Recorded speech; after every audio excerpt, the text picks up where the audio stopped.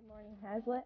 I'm Becca, and today we're talking with Mrs. Lawrence, Hazlitt High School employee. And welcome, Mary. Thank you. Thanks. So, you were new to Hazlitt High School last year. How have your experiences been so far? Well, it's been very interesting. I came in when construction was going hot and heavy, and it's been a real opportunity to see how flexible I can really be. So it's been very interesting. Yeah, you've been doing a lot. You're life skills teacher, co-op teacher, and school store coordinator. Are you happy with all of these positions? I'm real happy with them. Sometimes it's difficult to be torn in so many directions at once, but all of them are related to helping students become better prepared for the workplace, and that's really what I'm most interested in doing. So it's been a lot of fun. It's been real interesting. What did you do prior to coming to Hazlitt? For 20 years before I came to Hazlitt, I worked at Lansing Community College. I did some teaching there, and I was also an administrator of several programs there. So this was quite a switch for me. And so what were your reasons for accepting the position at Hazlitt High?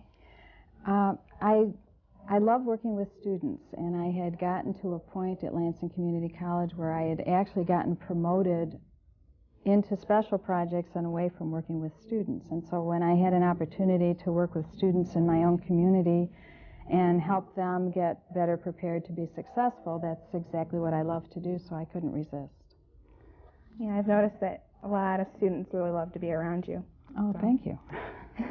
It's been said that your teaching style and classroom atmosphere are different from other teachers here. Could you tell us a little more about that? I'm not sure how different my teaching style really is, but the class that I teach is very different. The life skills class in particular is a required course, and so I know there are students who don't choose to take it, they have to take it. And the content of the course is different from some of the academic classes because it's very personal. It has to do with career planning and learning how to be successful in the workforce, that kind of thing. I think that the nature of the subject matter means that I have to have a different kind of environment in there. So the class is a little less formal, I think, than some of the academic classes because I can be, because of the content matter. That's probably the biggest difference. Okay. What are your main goals and philosophies as a teacher? Well, the bottom line for me as a teacher is that I'm trying to help students learn skills that will help them to be successful in whatever it is they choose. And so all the decisions that I make as a teacher are centered around helping students learn more about themselves and learn how to be successful. So that's really what drives me. Okay. Now, what exactly is co-op? Co-op. Mm-hmm. Co-op stands for the word cooperative. It's cooperative education is the official title of co-op. And it's an educational program that helps students learn job skills. They spend part of their day in school taking classes, and they spend part of their school day on the job working with an employer and actually learning job skills. And so it's a cooperative effort between the school and the employer to help students learn skills that will be helpful to them. So is it running smoothly so far? Yes. Whenever we're working with businesses, there are always changes, and we have to be ready for anything. But the employers are very happy to have students working with them, and most of the students who take co-op, I think, are very interested in getting the work experience. And so those are the basics we need to be successful. Okay, to move to the school store, there is a recently reconstructed. Right. And was it difficult getting everything ready and preparing for and settling in? Actually, we're still not really settled in. It's been a very interesting experience. On the last day of school last year, I was told that all of the things that were in the school store, which was at Four Corners at that time, had to be moved out by the next morning so they could start demolition. So we took everything that was in the school store and sort of tossed it into my classroom because we had no other place to put it, and it stayed there and collected dust construction dust most of the summer. And the school store was intended to be ready when school opened so we could get the things out of my classroom and into the store. And unfortunately, there were some delays. So for the first, I'd say almost the whole first term this year, my students were learning among mannequin body parts and signs and store merchandise. So it was a very interesting experience for the students. They were very patient and very wonderful about it. And finally, in October, we were able to start moving things into the school store. But we've still got some settling in to do. Unfortunately, I had to take a medical leave in November, and so the students ran the store for 6 weeks and did a wonderful job. But we're still getting there.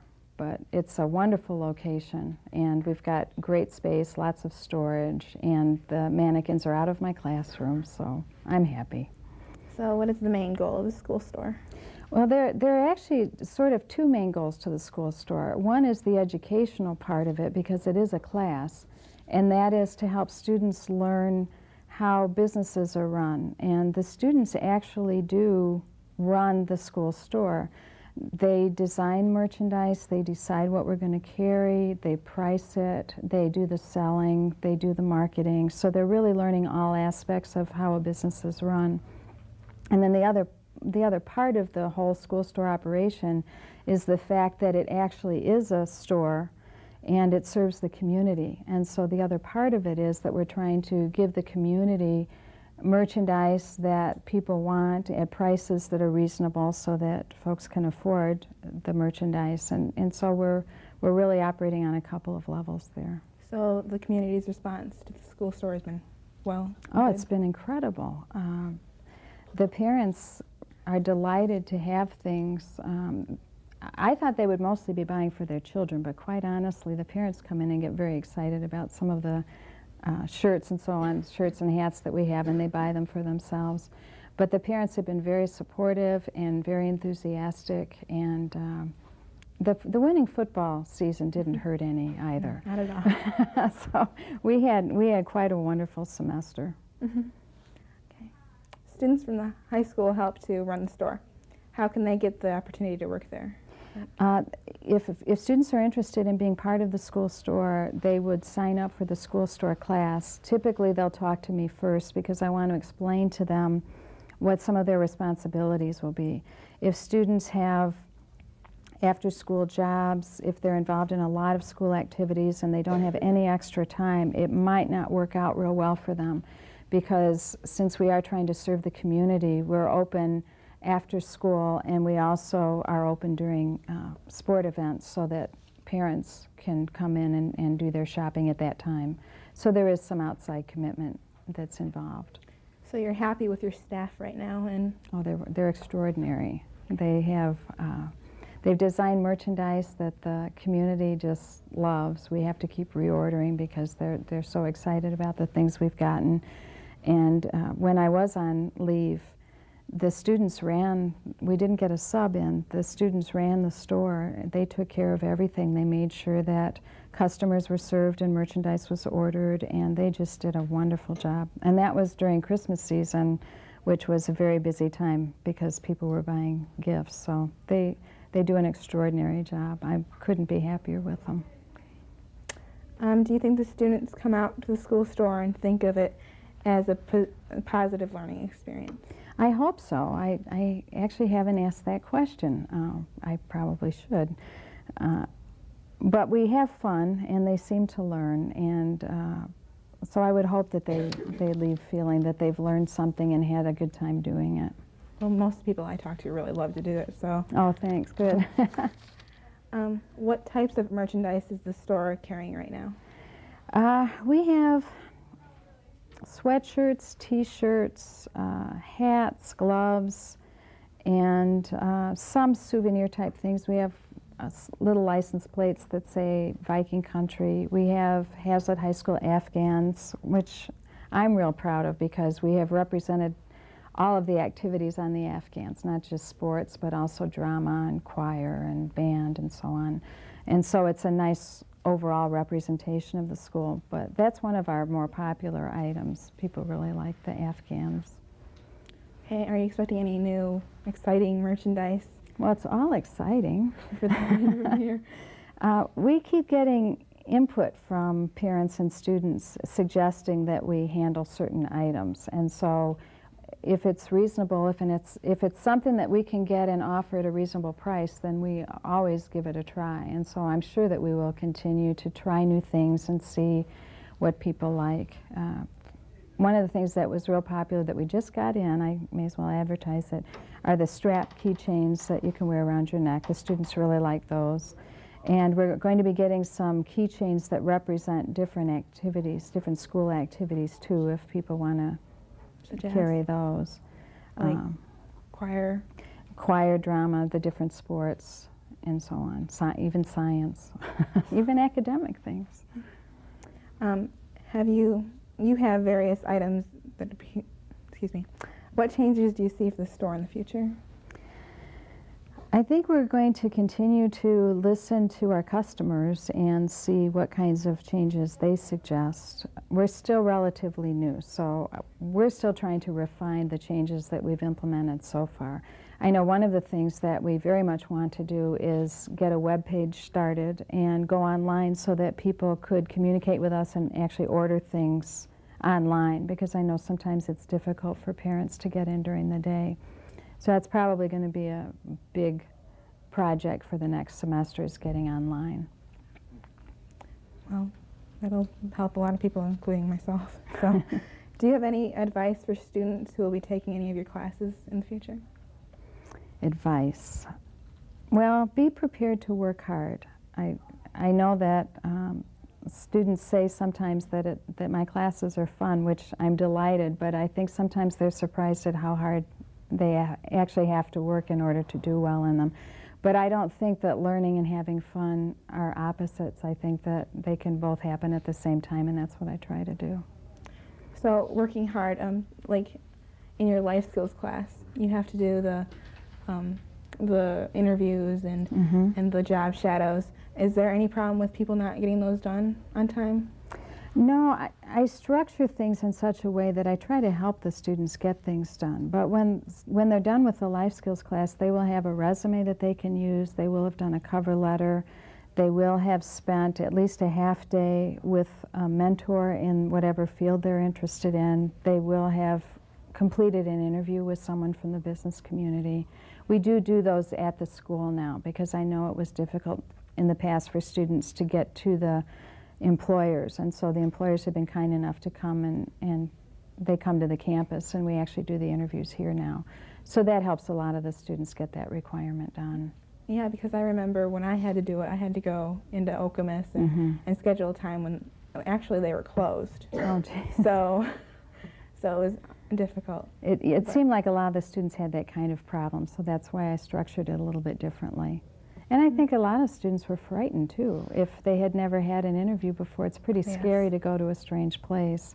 And this way they still meet business people and they still get asked the same questions and get evaluated by the interviewer, but at least it's in a safer environment, which is maybe a better first step for some of them. Yeah, and an environment they're more comfortable in. Exactly. So out of all three, your school store and co-op and life skills, which one do you like the best? Oh, geez. They're all different, and so it's difficult to say which one I like the best. I would have to say that the school store and life skills are the two most enjoyable because I get to work with the students so often and so directly. The co-op is more of an administrative position. I have to do the paperwork and the grading and that kind of thing, but I don't actually get to work with the students, and I really think the kids here are wonderful, so that's what I like to do best. Okay, well thank you, Mary, and thank you for being here. We appreciate you taking your time out of your day. My pleasure. And that's Good Morning Hazlet. Thank you for joining us.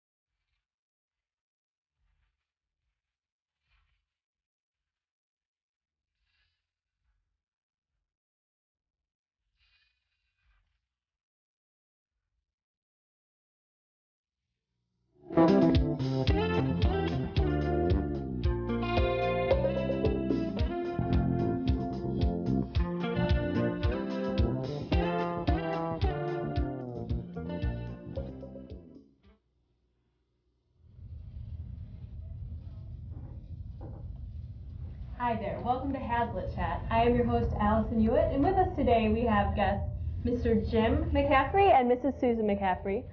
They are married, and Mr. McCaffrey is a band teacher here at Hazlitt High School, and Mrs. McCaffrey is one of our librarians. Welcome to the show today. Thank you. It's good to be here. Great.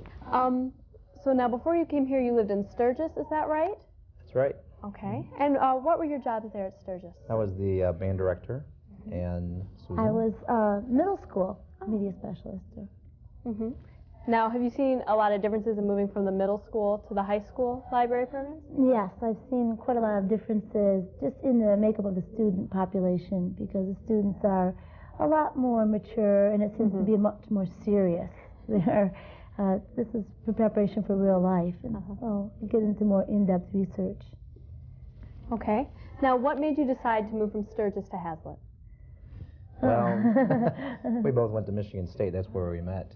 And we've always wanted to kind of get back to this area just because of that. And but we had the one thing that we wanted the most was go to a really good school district and good jobs for both of us. And last May, it just so happened within 2 days of each other, 2 jobs opened here at Hazlitt High School. Wow. So that was one of your criteria then for choosing a place you might move to, that you could work at the same school? Oh, no, that wasn't necessary to work at the same school, but we did want to be in the same area, and just being near Michigan State and being in an excellent school district. It was really kind of amazing that these 2 specialized jobs came open at the same school. Now, I imagine the interview process is a little bit different for the different kind of jobs that you have. Could you tell me a little bit about that? Well, I should go first probably because I went first. That was interesting because the interview process for me was quite extended. It was probably lasted over a month, just because they had different candidates that they wanted to interview. Plus, we had to go through a audition in front of the band, so which was interesting. I thought that was very worthwhile. And after that whole process was finished, Susan didn't even have an interview yet. So when they offered me the job here, we didn't know about her job, but I had confidence in what her abilities and what she could do. So one week I was offered the job and I accepted it. Then I had an interview, and my interview process did not include an audition, but it did include giving a lesson in front of a group of 5 people who were interviewing me. It would be Mr. Johnson and a couple of teachers and the technology director and Mrs. Peak. And that was kind of unnerving, giving a lesson. I had to pretend like they were high school students, and I think they acted worse than most of the students. So it was a 2 interview process, though. Hazlitt does take interviews very seriously, and we're glad about that. Now, was it a fairly easy transition for you moving back to the area since you'd lived here before? I think it feels like we're coming home. We really love it. Sturgis is a very nice town of about 10,000, 100 miles southwest of here, but it's a very small town. It's isolated, and we are really glad to be in a more metropolitan area where there's more cultural opportunities. A mall. We used to be an hour from a mall, and that was a hardship for one of us. Which one? well, it was a double hardship for my pocketbook, and no. But the hardest thing I think was trying to start our jobs without actually having moved here, because we have band camp the first week in August, and we didn't even have a house, or we were still looking for a house at that time. So living out of a suitcase, that type of thing, and we have 2 children, a 4-year-old and a 2-year-old, and being away, and it was, that transition was a little tough. But by the time school started, thank goodness we started a week late, because that really helped us. So what kind of preparations did you each have to make in your jobs to start the school year, to get things rolling? Well, for us, for the band, we had to get ready for band camp and do all that, and get ready for that long football season we had. The long football season. season. Vikes, right? But Susan could probably... I had to do a lot of dusting. The library, of course, was part of the big renovation. And so there was a lot of organizational work to be done, and a lot of items had been moved, a lot of books had been moved, and there was a lot of physical preparation, and just getting to find out what the aspects of my job were going to be, and learning where everything was in this school. I sometimes I think I don't know the whole school even yet. It's a very large school, but yeah, it involves some preparation. On top of that, to be able to get used to the computer system, which everyone had to do in this district, we had to take some classes also this summer, and actually Susan had to take more because of her position as media specialist, which, you know, that was... Yeah, we had to drive an hour and almost 2 hours to really? take the classes, and so I think we should get some kind of reward for doing that. But it was well worth it. Definitely. So what kind of expectations did you have of the Hazlitt School District as you started your jobs here? Well, Hazlitt has a great reputation. We even heard about it back in Sturgis. And we expect it to be a very professional district. We expect it to be very much influenced by Michigan State. And so we knew there would be a lot of students whose parents are professionals and expected a lot. We expect it to be a school that had a lot of opportunities, a lot of different classes, such as this television class, which you don't often find. We also had an opportunity to know that the students here have high expectations in themselves. Parents in this community in Hazlitt have high expectations. And when you're a teacher like that, for example, in the band, it's nice because the students come in automatically assuming that they've got some work to do, and you're not battling for them to do that work. You just say, this is what needs to be done, and they do it. And I think that's a credit to you guys. You guys do a really good job of handling that situation. So have the students in the district pretty much been consistent with those expectations? Did you find that as school started? Yes, I think so. We find the students, the one thing that really stands out in our mind immediately are the students and how mature and poised and articulate and friendly the students were really a great student body. We were talking to some students about the band program, and with Mr. Brower leaving, we went to school together at Michigan State, and we really haven't missed a beat. I think the expectation was there to continue doing the good work that they were doing. So. Did you feel very welcomed in by the students and staff moving from a different place in the state? Oh yes, we have never felt like the new kids on the block here. The teachers have been very welcoming and have helped us, and we have mentors, so that's nice. Mr. Hicks is my mentor, and also Mrs. Culver is at the middle school, and she was in my position, so that's nice to have that ready resource. And the administration helped us out a lot too. They had a 2-day orientation session. We got to take a bus tour on the hottest day of the year. We went to all the different schools. I thought that was really good because probably I wouldn't even go to some of the elementary schools for a long time. But all of the new teachers got a chance to see all of the schools and to get all of our questions answered. And the joys of the public transportation system Oh here? yes, we got to ride in the yellow bus, and it was about 98 degrees. I think the parents and students have done a really nice job of making both of us and our family feel at home here. We feel like we've been here for a long time. We get babysitters right from the band and that type of thing, and it's been an easy transition. That's wonderful. Now this might apply more to the band program. Do you feel that either of you have brought some new things to Hazlitt, some new activities or programs within? Well, I think anytime you take a position over, you're kind of bringing new things because you try not to be the person that was there because everyone does things their own way. As long as the expectations are the same, everything should work out. So as far as that goes, sure, I think things. I've done some new things just because of my personality, but in the overall scheme of things, not much had to be changed. So thank goodness for that. I mean, it's a very solid program. So. Well, I was able to, I was lucky because Mrs. Culver had the responsibility of 2 schools, and so I've been able to give a lot more time to the teachers and students. I'm here all the time. And one thing that that was very new is a book discussion group. The teachers, we get together, we're trying to get together about every 6 weeks to read and discuss a book, and we call it Food for Thought, is the name of our group, because we, of course, have snacks and a book. And so that was something new, and I was very surprised about 16 teachers have signed up. Those book discussion groups are popping up all over, and I'm glad there's one here. That's cool.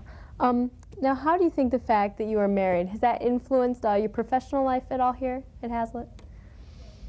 in the morning, trying to get the two kids to daycare and getting over here. Actually, we kind of have worked together in the past on and off, but it's a fortunate situation actually, because communicating with Susan during the day is very nice. A lot of couples don't get to do that just because of their jobs, and to be able to just see Susan every day and be able to talk about not only things that are happening at school, but other things, you know, at home and that type of thing. We're very fortunate to be able to do that. Mm-hmm. We probably have a lot of empathy for each other, and we really, now that we're in the same exact school, before we weren't in Sturgis, and now we both have the same students, and we find that we really are getting to know the kids and talking about them, and I think we feel kind of ownership. Mm-hmm. And kind of feel like the students' parents, and I think we care more. Mm-hmm. Now, do you feel that there are any disadvantages of working together? That was a question they asked during my interview process, oh, really? And I really couldn't see any. I think it's really good for students. Except to when see. I take her keys. Yes, oh. except Don't give them back to her for a couple hours. That's about the only one. Actually, it's been real great. When we met each other at Michigan State, we met on the premise of music. You know, Susan's got a great background in music, and so do I, and we've always just been friends, you know, for the longest time, and I think, you know, this relationship keeps going that way, so. How has working together affected your life at home?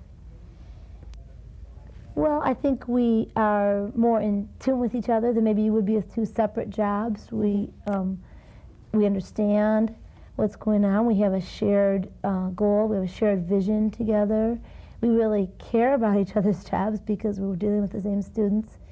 And we kind of take, it's kind of all one thing. The job and home kind of blend together. Mm-hmm. Well, it's really neat in our positions because they're unique. To be able to bring our children here, because with a 4-year-old and 2-year-old, a lot of times you don't see them, you know, that age go to a basketball game or football game or wherever else, and it's so nice to bring them here and then to have students who know us and know our children to just kind of interact with them. That's really good for kids. And so you live in Hazlet, right? Yes, yes, we're really lucky. We definitely wanted to live in Hazlet when we first moved here. We were afraid we wouldn't be able to buy a house here because it's hard to find houses. We feel it's really important if you work in that community, especially as teachers, that you should live there. You plan to bring up your children in the district and yes, that's one really a great advantage of Hazlet too, is that we'll be very happy to have our kids in this district. We think it's going to be a great district for them. That's great. Could you tell me a little bit about some of your goals professionally, maybe a little bit about the goals of the Media Center and some of the programs there? Sure.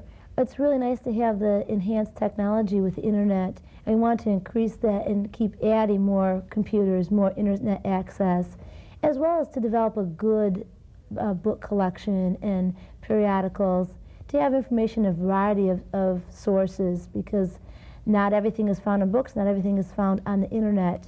So I want to have a diverse group. I want to promote some personal reading and have more bestsellers available, more books people will pick up for pleasure, and to continue to offer different information sources, whatever way they come. And how about the band program? Are there any new things you plan to implement into the program in the next few years?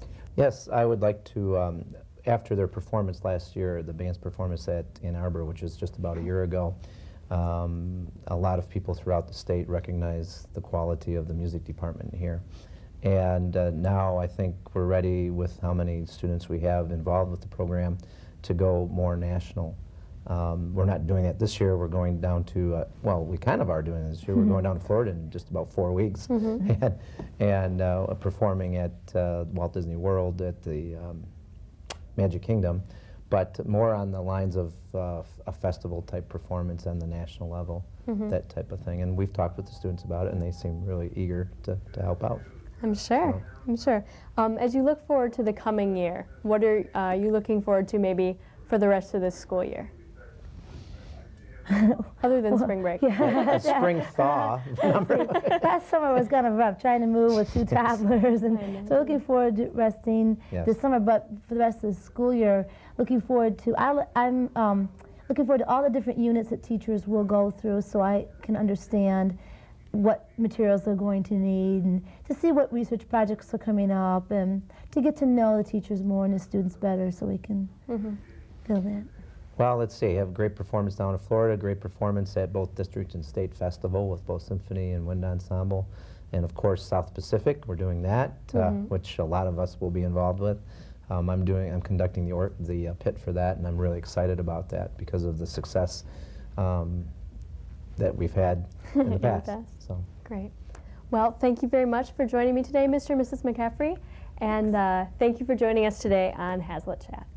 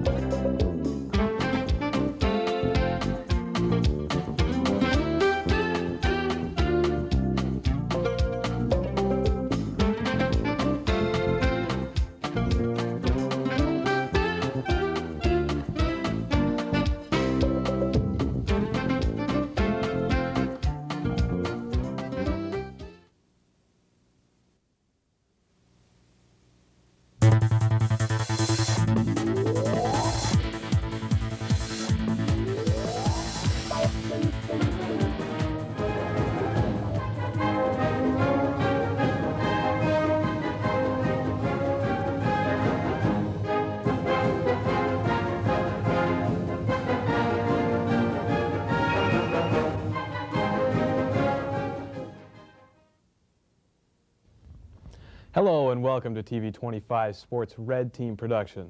I'm your host, Evan Woodward. With me today is a very special guest, Mr. Terry Braverman, the director of the Ralph Young Fund at Michigan State University. Thank you very much for being with us today, Terry. My pleasure, Evan. Now, just to get started, what exactly is the Ralph Young Fund at Michigan State?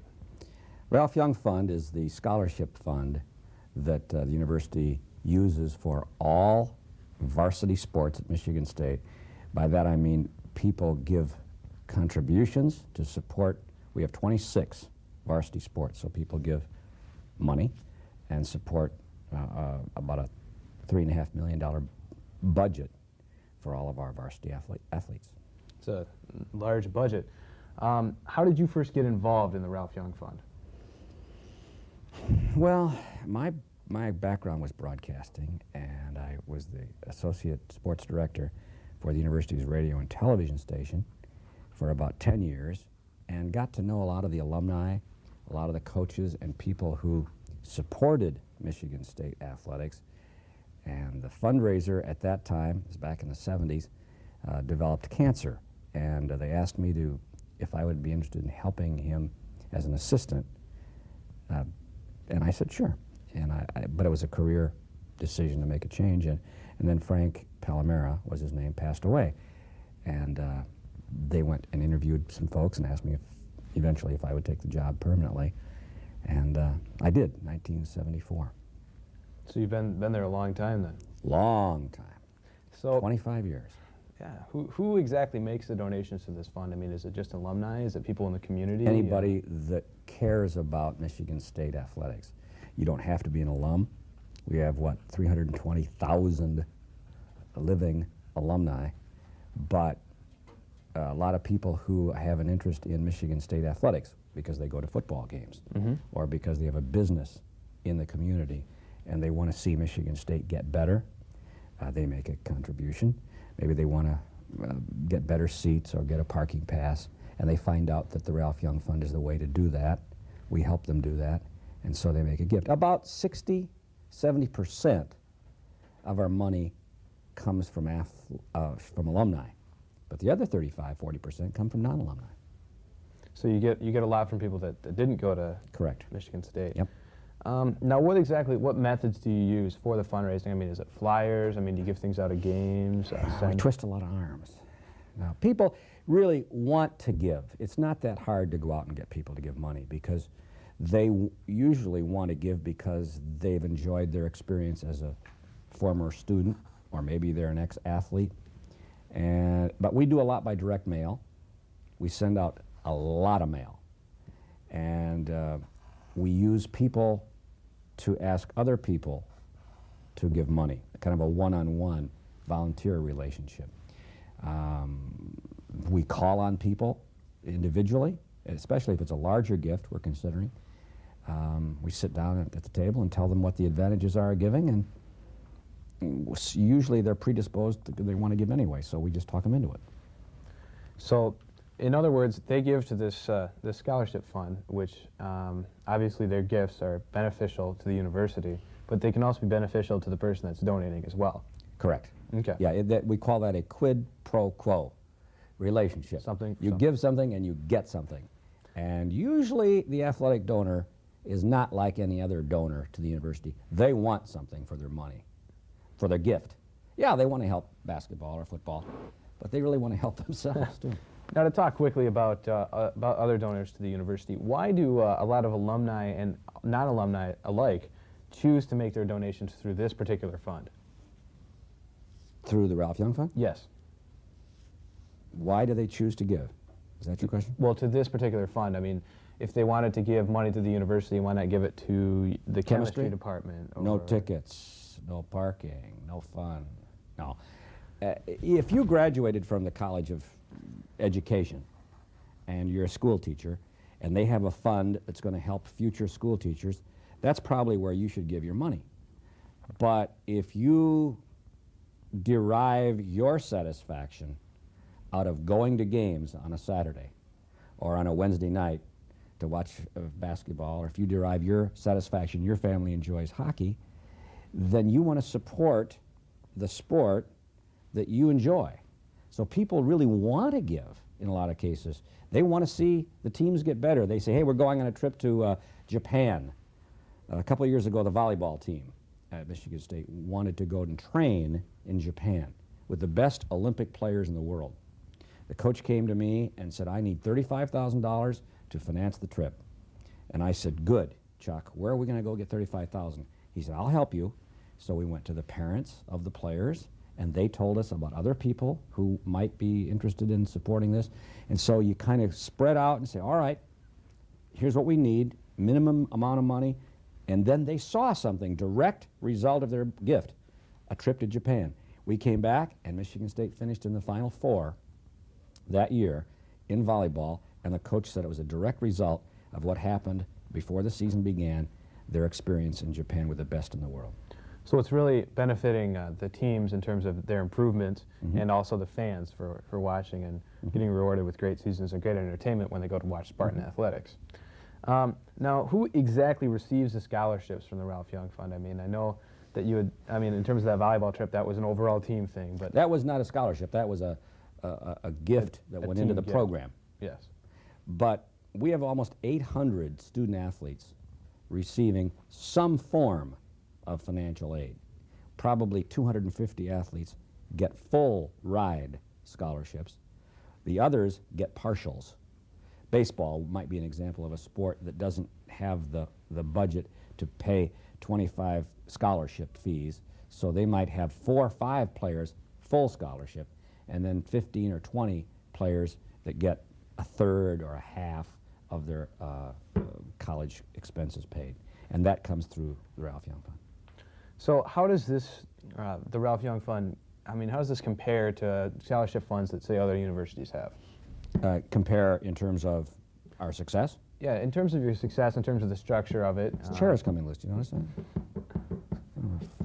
Okay, how do we compare? In any year, you can say we fluctuate.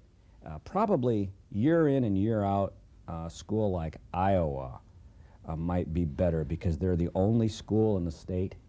They're the only game in town. There's no professional sports that I know of in the state of Iowa. So every person in Iowa is like a Hawkeye fan. And so they might do better. Unless they like the Cyclones. Yeah, but that's like comparing Michigan State to Eastern.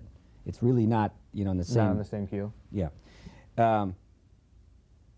We probably are in the middle to fourth or fifth range in terms of annual cash flow. And we compete. You don't compete with Michigan for dollars. You compete with them on the athletic field. We hope all the Michigan people give to their school and Michigan State alumni give to our school, and we'll all be happy. We're not competing for the same money, usually. But we do quite well. We measure up quite well. In fact, the thing we're probably proudest of is that when Steve Smith made his pledge of $2.5 million to support Michigan State athletics and help us build the academic center, it was the largest gift ever by a professional athlete to his alma mater. No other athlete in the entire world had given more money and pledged it to his school. And that sent a really good message, we thought, to other athletes. And now it's helped us get other athletes to give back. And that one year, we probably were at the top. Well, a donation of $2.5 million by a professional athlete, especially as good as Steve Smith, I mean, that really must have sent a very powerful message. Yeah, not only about his ties to the school, but also about giving back to what was given to you. Education. He really did it. What piqued Steve more than anything else was when we told him that he could have a building named after his mother. His mother contracted cancer when he was a senior at Michigan State. And she cared so much for his education rather than his basketball. She would come to games and sit in the parking lot at Breslin and not even come in because she didn't care. Well, she cared, but she was nervous and concerned. She wasn't concerned with the outcome of the game. She was concerned with Steve's health and his education. And after the game, they'd come out and all the players would sit in her car and have Mom's fried chicken and just talk about how her class is going and how's your education coming. And the coaches at Michigan State made a promise to his mother that Steve would get his degree, that they would help him and keep him out of trouble, because he came from a bad neighborhood in inner city Detroit. And that's what she was concerned about, survival. And so when he signed as a first-round draft choice, and he played a couple years, and he was making good money in the NBA, his mother passed away.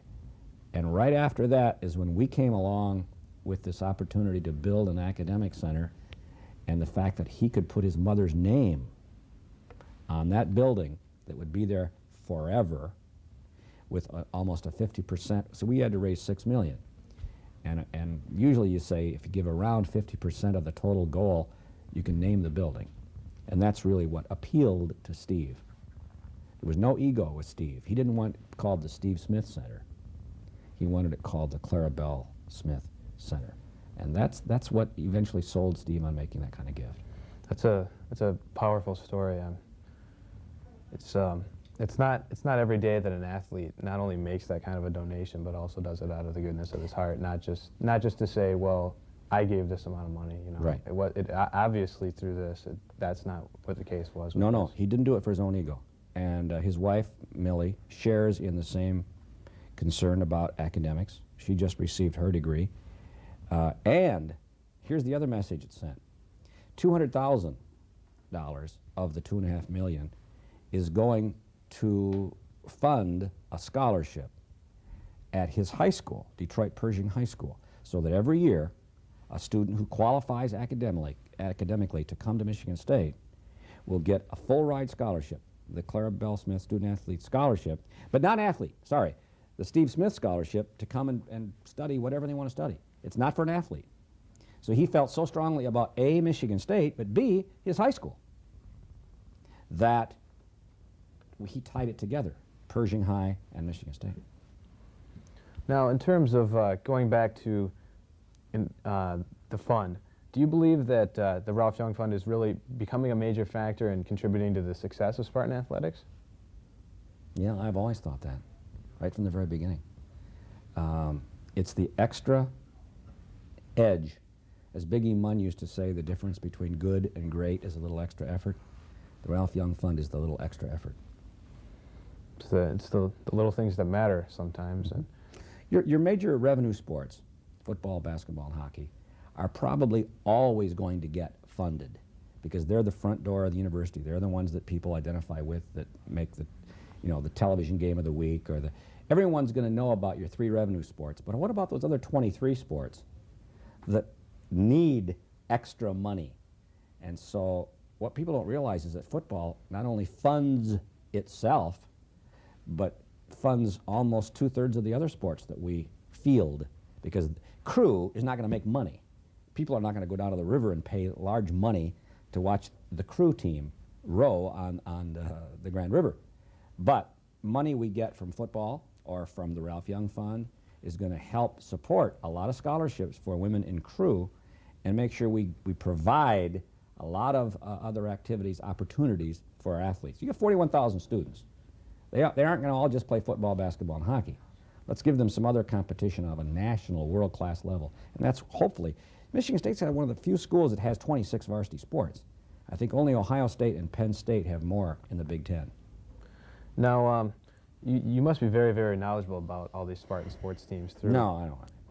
through the fund and all this. And you talked earlier about a sports broadcasting career. Can you elaborate on that a little bit for us? That's what I did before I became a fundraiser. I studied broadcasting in high school, just like you're doing here. My first class was a radio class that was held at a local radio station. At that time, there was a former player at Michigan State, Earl Morrill, who went on to quarterback in the NFL, was in this radio class, and I said, hey, that's what I'd like to do, get into radio. And went to Michigan State, studied radio and television, went out in the broadcast world, and I worked in Traverse City, I worked in Hawaii, I worked in Indiana, I worked in Nebraska, doing sports. Came back to Michigan State to do sports broadcasting, and then eventually the fundraising thing came along. But it's not unusual, because you know what it is? It's communication. It's talking. And people, I always say, don't give money to the school. They give money to other people. And it's people that they can relate to or that they can understand. And they say, yeah, Braverman's got a good idea there. He wants to send the volleyball team to Japan. Done. But if they read it on paper, it wouldn't be very exciting. But when you sit and talk about it and say, do you realize what we can do if we have it? And if you're a salesman, the fundraising and the broadcasting isn't that dissimilar when you really think about it. Now, you've also kept up your broadcasting career too, correct? You host 2 radio shows with Nick Saban and Tom Izzo, coaches of the football and basketball team respectively. How did you become involved in these? I mean, have you always done the radio show with the coaches? Or? Not always. After my broadcasting career full-time finished and I took the fundraising job, I kept my hand in replay of Michigan State games, similar to what you did with Haslett. Every football game, Michigan State home game, was taped. Even if ABC was doing the game live, we would be in the booth next to Keith Jackson doing putting our own audio on it, and at 11 o'clock Saturday night, which is the first time you could play it, because if the game was live at 1 o'clock or 3 o'clock, you couldn't go opposite live and compete live on an educational station against the commercial station. But after 11 at night, they could play back the game. So we edited a whole game down to about an hour and a half and played it back from 11 to 12:30. I did that for 10 years. So I did replay. In fact, Evan, I was thinking about it today when I was coming over here. When I was doing TV, I was a producer of a show, a half-hour weekly show called Spartan Sportlight, and I was the talent with Jim Adams as the other announcer. We televised things that people wouldn't we televised soccer games live, gymnastics. We did the Big Ten Golf Championships one year. We did swimming meets. We did wrestling. Hockey especially. I did play-by-play for hockey for Michigan State for 10 years. I did the national championship game in 1966 on radio, and in '86 at Providence, Jim and I did the television live broadcast. It's still one of the most infamous games in college hockey history with Mike Donnelly's goal. That's right. That was a great game. I'm proud of you for remembering that. That's 13 years ago. My family's been season ticket holders of Spartan hockey for 22 years. You were just a little guy. But I kept my hand in broadcasting. You know why? Because you always want to do something you like. I mean, you may go on to become a great chemist, But if broadcasting is in your blood, it's never going to go away. And if you're a journalist, you may go out and be an architect, but you still will write. I always think you're going to keep your hand in something that you like to do, if you're allowed to. Now, I know that you're a big Spartan fan. I mean, was it ever difficult while doing these programs not to really root for the Spartans? And I mean, was it difficult to hold back your emotions at times, especially national championship games? No, because I don't object to the term homer. Tim Stout doesn't want to be called a homer. Good for him. If I'm doing a Michigan State game, I would love it if you called me a homer, because that means you understand who I'm rooting for. I am partial. I'm not on the network now. I'm doing the Michigan State broadcast for Michigan State. So if you want unbiased, go somewhere else. I'm going to be biased. If you're doing a Vikings game, you're biased. You're not going to be impartial. You're not going to be neutral. You're not Brent Musburger here, right? Bob Ufer taught you that at U of M. I loved Ufer because you knew where he stood and who he was for. He was one of as far as I'm concerned, that's what I want them to, and I have no problem with that. But I live and die with them. Now, I'm very unhappy when they lose, and I'm sure that comes through. And yet, you also are professional, so you try and maintain that. And what was your favorite Spartan sports event that you ever did, either as a fan or as a broadcaster? In all Spartan sports, what was your favorite moment? I could pick 5. I don't know if I can pick one. Oh. The national championship in basketball, when we beat Indiana State, I did the color on that broadcast. In terms of significance, that was the most significant broadcast I was probably ever involved in, because we won the national title. And Larry Bird and Irvin Johnson went on to become the 2 players that made the NBA. And yet, the hockey championship in '66 was tremendous, because I was all alone. I didn't have a color announcer. I was up there in the rafters in Minneapolis, and I was 24 years old, and I was on top of the world. But, you know, the 10-10 tie, Michigan State Notre Dame in 1966, doing the telecast of that game was a highlight. Those are 3 that come to mind. Well, it sounds like you've had a fantastic broadcasting career as well. It sounds like I'm ready to die. As well as I'm not giving up. As well as being very successful as the director of the Ralph Young Fund. And Mr. Braverman, we'd really like to thank you for being a part of our production here today. It was really nice to have you here on the show. Now, for TV 25 Sports and the Red Team Productions, for Terry Braverman, cast and crew, I'm Evan Woodward. Good night. Thank you.